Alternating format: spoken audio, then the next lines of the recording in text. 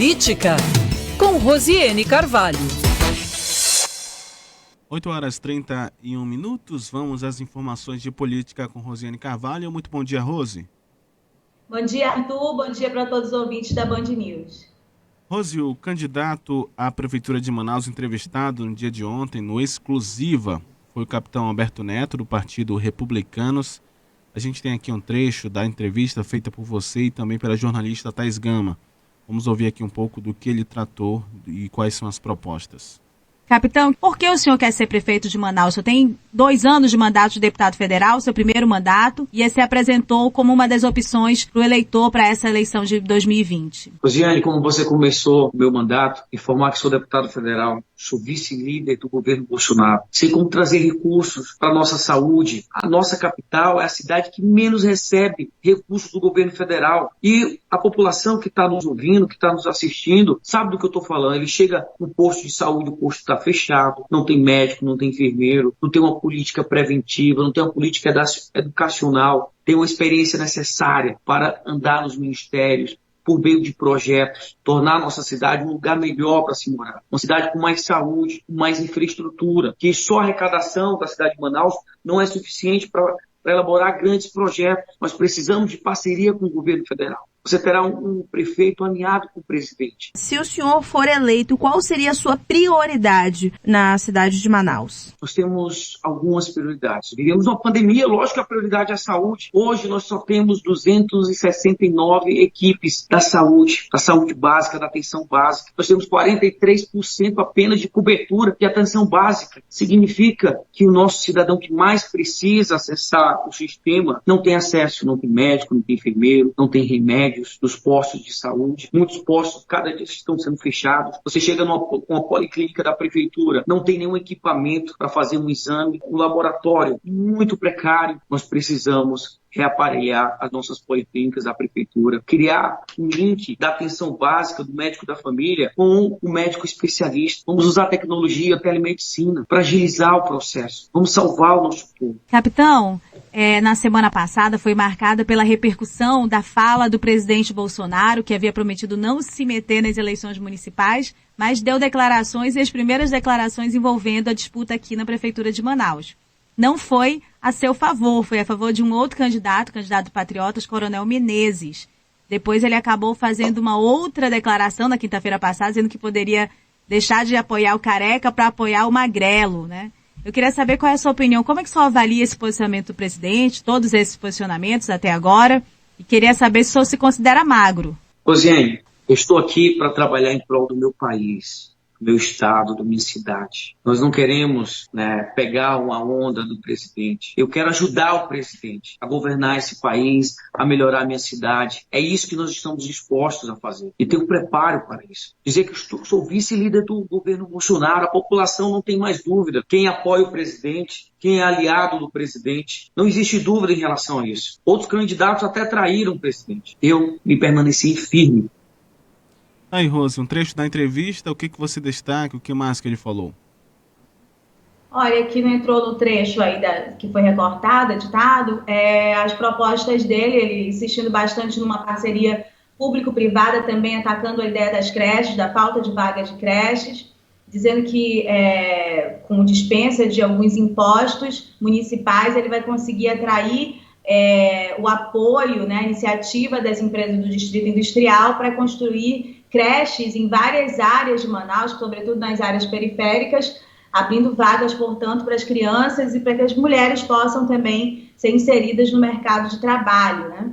Isso é um dado dessa entrevista dele. Insistindo também muito numa linha militar, né? Ele é da Polícia Militar, hoje é coronel, né? O capitão Alberto Neto já é coronel da Polícia Militar, e ele, dizendo das escolas cívico-militares, ele diz que é uma meta dele criar escolas municipais cívico-militares e armar a guarda municipal. Ele chegou a dizer, inclusive, Arthur, que ele próprio vai treinar a guarda municipal para agir, com armas. E aí essa resposta veio num contexto em que eu questionava a respeito sobre a questão da segurança pública em Manaus. Acho que é claro, todas as campanhas têm tratado um pouco a respeito desse assunto, Mas a segurança pública em Manaus, ela tem várias nuances, né? Tem a questão dos ônibus, o medo que as pessoas que andam de carro também têm de motos, de pessoas com capacete, criou um grande estigma para isso, né? E há também o medo que as pessoas nas comunidades têm da atuação da polícia militar. Eu não estou falando isso contra a polícia militar, muito pelo contrário, nós temos muito respeito pela maioria das pessoas que trabalham na Polícia Militar, sabemos da seriedade, eu tenho várias fontes na Polícia Militar, de vários níveis, oficiais, soldados, mas é claro e óbvio que, como em todo e qualquer espaço da sociedade, há situações complicadas, situações que acabam descambando para outros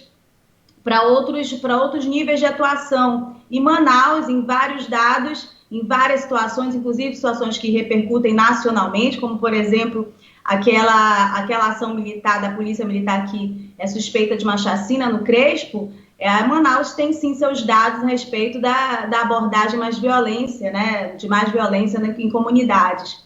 E aí há, sim, essa realidade nas comunidades mais pobres de medo, né, de apreensão. E eu perguntei a ele a esse respeito. Ele disse, olha, a guarda municipal vai ser treinada por mim para que ela possa atuar com equilíbrio. É mais ou menos isso aí, a fala do capitão Alberto Neto, mas muito, muito reticente em admitir a possibilidade de que haja uma truculência, admitir os dados, o que os dados mostram a respeito da atuação de pessoas, né, que devem agir para garantir a segurança das pessoas, né, da comunidade, da sociedade, enfim.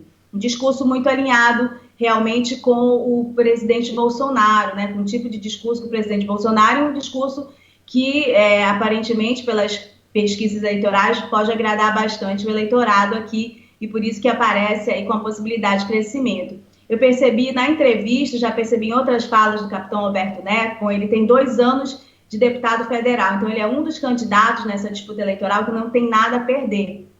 Eu lembro que a Marina Silva, quando foi candidata a presidente, ela sempre falava uma frase que era muito ruim, perder perdendo, que ela queria perder, mas perder ganhando. Eu acho que, de certa maneira, o capitão Alberto Neto demonstra isso. Eu acho que ele está preocupado também na possibilidade de se alavancar, crescer um pouquinho, ter possibilidade de chegar no segundo turno das eleições, mas eu vejo ele muito também focado com a construção de uma imagem e desfazer uma imagem que até outros adversários dele colocam, né, de inexperiente, de não conhecer dados, né? Ele é realmente alguém ainda muito novo na política e novo no conhecimento dos dados a respeito de Manaus. Você percebe uma concentração até na hora da entrevista para que as pessoas possam captar dele um outro tipo de imagem. Bom, em resumo é isso. Mais detalhes a gente tem aí nas redes sociais da Band. Eu também vou publicar a entrevista daqui a pouquinho no blog rosiane.blog.br.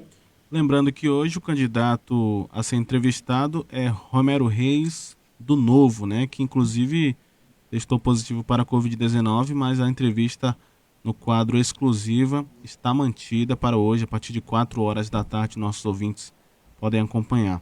Agora, Rose... A assessoria manteve, Arthur, e é bom lembrar que nós estamos tomando todas as medidas sanitárias importantes, porque as entrevistas estão sendo feitas de forma virtual. Os candidatos participam pelo Skype e isso é transmitido ao vivo na rádio e também nas redes sociais da Band.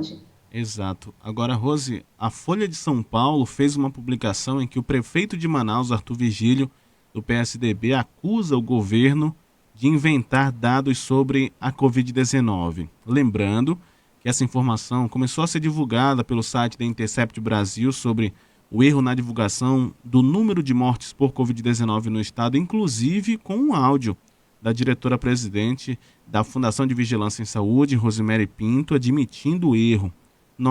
A reportagem da Band News entrou em contato com a fundação, que afirmou que essa informação era falsa. Como é que está repercutindo isso, Rose? Eu acho que é uma série de informações que estão um pouco assim, confusas, né? Mas eu acho que elas compõem um quadro de confusão que é característico durante essa pandemia do Amazonas e de Manaus. Como você citou aí a declaração do prefeito de Manaus, ele aparece numa publicação feita pelo Painel, que é uma coluna em que ele é muito presente, né? Acho que ele é fonte da Folha de São Paulo, então ele aparece com muita frequência lá no Painel e com destaque. o prefeito Arthur Virgílio Neto agora novamente retomou a veemência da fala de crítica contra o governo do Estado, especialmente nesse contexto da pandemia, e ele diz que há uma tentativa de mudar os números oficiais, controlar, segurar para fingir, para tentar colocar uma situação que não existe em relação à pandemia aqui em Manaus e no Amazonas. Ele fala, inclusive, críticas a respeito da falta de controle de dados do interior do Estado. Ele fala assim, olha, como é que Manaus concentra os hospitais e tudo mais, e o número do interior é menor que Manaus. Claro que morreu mais gente no interior, ele vai fazendo esse tipo de interpretação e dizendo que os dados que o governo do Estado divulga são mentirosos, são alterados, né? Um dado importante também que ele destaca, que é um dado que está sob controle da prefeitura, é o número de enterros em Manaus. E aí ele diz que estava em 25 e pulou para 50 nos últimos dias. Eu fui observar agora os números de alguém também que acompanha muito de perto esses dados dos cemitérios, que é o vereador Marcelo Serafim, e de fato, nos últimos dias houve um aumento, né, de número de enterros aqui em Manaus, 40, 45, 48, embora nos últimos dias haja novamente uma estabilidade, mas mesmo uma estabilidade com representação de aumento desses registros diários fora do quadro da pandemia. Bom, o Marcelo Serafim tem acesso a um cadastro mais detalhado a respeito desses dados de cemitério e me repassou. A gente vai observando a causa da morte, Arthur, não há um número grande de Covid, mas há uma série de outros dados também interessantes que podem ser consequência da Covid. Nesse momento, por exemplo, há um grande número de enterros com a justificativa do óbito como pessoas que morreram em função de câncer. E aí há uma leitura por parte de pessoas mais especializadas no assunto, que podem ser pacientes que deixaram de fazer o tratamento durante a pandemia, por algum motivo, ou por vontade própria, para evitar a contaminação que se espalhou nos hospitais da cidade, né? E aí agora, nesse momento, eles acabam vivendo uma consequência dessa situação da pandemia, do contexto da própria pandemia. Não morre pela Covid, mas em função da consequência do que se provocou na rede de saúde, né? Entre o pânico entre as pessoas, o cuidado reforçado, o medo de morrer, né? Então, para não se contaminar, acabou evitando de fazer esse tratamento mesmo.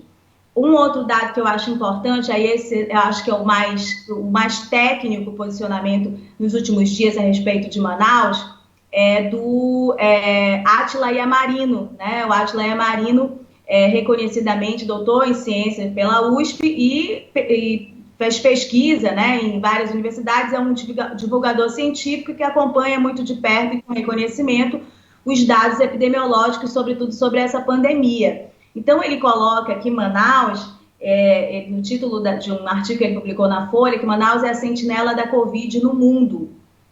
E aí ele fala que Manaus controlou a Covid na marra, às custas de muita morte, o que levanta uma grande pergunta, até quando? É um trecho do texto dele.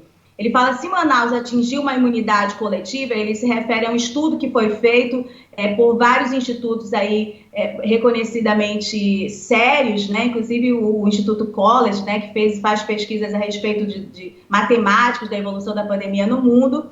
E ele diz que se Manaus atingiu essa imunidade coletiva, ela deveria ser a última cidade que deveria ressurgir casos. E que não é o que está acontecendo agora. Se volta a ter casos, é um sinal claro, na opinião dele, que a imunidade de curados não é suficiente para conter o vírus. E que novas ondas podem acontecer, isso é uma teoria que ele levanta, mesmo com a vacina. Em função disso, ele fala que Manaus, o mundo inteiro, deveria olhar para Manaus de forma científica, se aprofundar com o que acontece em Manaus e observar também o descontrole de dados. Ele fala assim, que pesquisadores sérios da Universidade do Amazonas, Federal do Amazonas, apontam para a discrepância nos dados oficiais. E ele fala que ter dúvidas sobre quantos casos a cidade tem é o pior cenário que nós poderíamos ter para uma questão tão importante. Você citou a matéria da Intercept, ela faz realmente dando grande destaque para um dado da FBS, que a FBS disse que depois corrigiu, né, e tudo mais. Mas eu acho que num contexto geral, Arthur, sempre ficou muito claro que essa falta de controle de dados, ela existe aqui em Manaus, não dá para negar. E também uma tentativa muito grande de metamorfosear assim, a realidade, né? Você vê, recentemente eu recebi um release da Sencon dizendo que o Amazonas estava comprando 4 tomógrafos. E quando você vai ler o texto, você descobre que nós enfrentamos a pandemia com tomógrafos que não estavam funcionando corretamente, né? O texto não dizia isso diretamente, mas os dados estavam lá. Eles tentavam florear e mostrar de uma outra maneira. Você lembra que quando as pessoas estavam morrendo em casa, sem atendimento nos hospitais, o Amazonas nunca chegou a ter 100% de ocupação de leito nos hospitais. Eram dados oficiais que eram fornecidos ao controle do Ministério da Saúde pelo governo do estado. Então, outros estados que tinham situações menos graves, né, menos terríveis que Manaus, chegavam a 100% de ocupação de leito e o Amazonas nunca chegou. Né? Então, assim, claramente, em vários momentos, a gente vê o descontrole, a retomada das escolas. O dado oficial do estado é que nenhum caso aconteceu, né? Até pouco tempo, nenhum caso aconteceu depois da retomada das aulas. Isso não é crível, né? Não é crível que nenhum dado, ninguém tenha se infectado, né? Assim, por causa da retomada das escolas. Mas, assim, a gente observa pouco controle, não tem até hoje aquele comitê científico. Isso é muito ruim. Não é ruim só para o presente momento, é ruim para o futuro também. Eu quero destacar mais uns dados aqui, Arthur, a respeito dessa retomada. Você lembra, acho que se você tiver aí o dado certo, da quantidade de mortos que nós temos desde o início da pandemia, os dados oficiais divulgados pela FBS ontem. Eu sei que não deve chegar a 5 mil ainda, né? O número ainda não quer muito, né? 4.193. Pode falar. 4.193. Tá bom, então vamos lá. No cemitério Tarumã, que é administrado pela prefeitura, na época do pico da Covid, os coveiros trabalhavam até à noite para dar conta de enterrar os cadáveres, né? Que multiplicavam e não entravam na contagem oficial da doença. Então, os dados que eu consegui levantar aqui, de morte de 13 de abril a 31 de maio, o pico da doença, o número de enterros acima da média diária antes da pandemia totalizou 4.609 mortos naquela ocasião, né? Então, assim, só naquele período, nem todos ali eram colocados como Covid, entendeu? Então, assim, não sei se foi Covid, pode ter sido, ter colocado sob notificação, mas certamente uma consequência da Covid também, que é o contexto da pandemia. Naquela ocasião, 4.609 mortos. Em vários meses, nós chegamos aí ao número que você deu agora há pouco, né? Que não chega a esse patamar. Então, assim, claramente sempre uma discrepância dos números, né? Uma discrepância muito grande, que dá uma conotação difícil de ser retomada, descontrole. Acho que se tem um lugar que chamou a atenção do mundo da pior maneira possível e que não tem, infelizmente, de uma forma muito desmoralizada do controle a respeito das autoridades da pandemia, esse lugar é Manaus, né? Então, Rose, a gente vai continuar acompanhando esses dados, né, e trazer aqui para os nossos ouvintes também. Quero agradecer pelas informações. Qualquer novidade é só acionar a gente. Bom dia.